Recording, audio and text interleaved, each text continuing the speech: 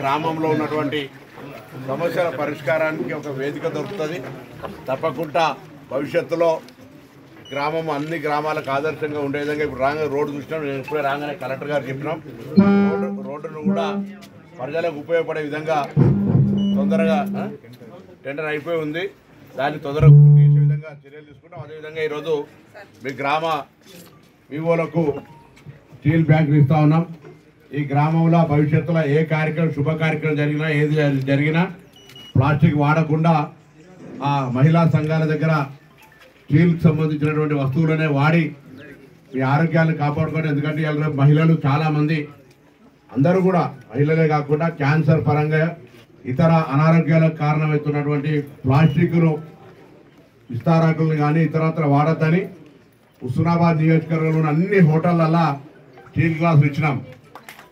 అదేవిధంగా మహిళా సంఘాలకు మొత్తంగా 280 గ్రామైక్య సంఘాలకు సంబంధించి స్టీల్కు సంబంధించిన కిట్ 13 రకాల వస్తువులతో ఇచ్చినాం మనం.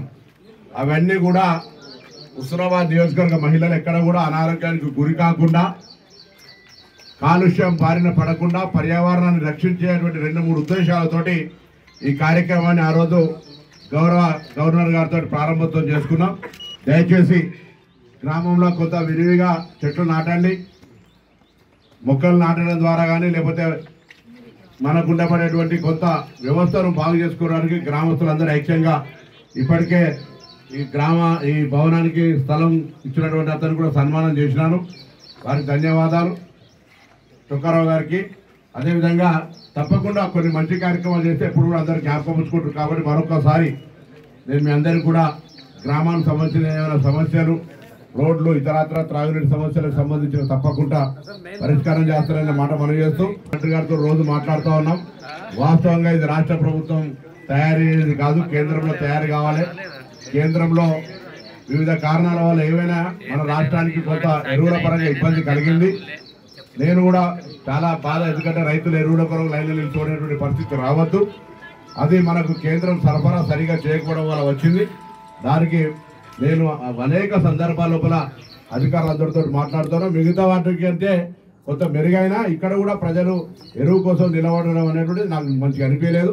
దానికి నేను కూడా బాధ్యత వహిస్తాను తప్పకుండా. నాకు ఎందుకంటే వాస్తవాల్ని కొన్ని మనం ఒప్పుకోవాల్సిన అవసరం ఉంటుంది. ఎరువుల ఉత్పత్తి మీకు తెలుసు, మిగతా అంతా రాష్ట్రాలలో ఉంటాయి, కానీ ఎరువు అంతా పూర్తిగా సెంట్రల్దే. ఏదేమైనా సరే ఇవల్ల అందరికీ మంచి జరగాలని కోరుకుంటూ మరి మీ అందరికీ నా శుభాకాంక్షలు. కలెక్టర్ గారు ఒక నిమిషం. ఇండియా పాకిస్తాన్ ఉద్రిక్తతలపై లేటెస్ట్ అప్డేట్స్ కోసం డౌన్లోడ్ చేసుకోండి RTV లైవ్ యాప్.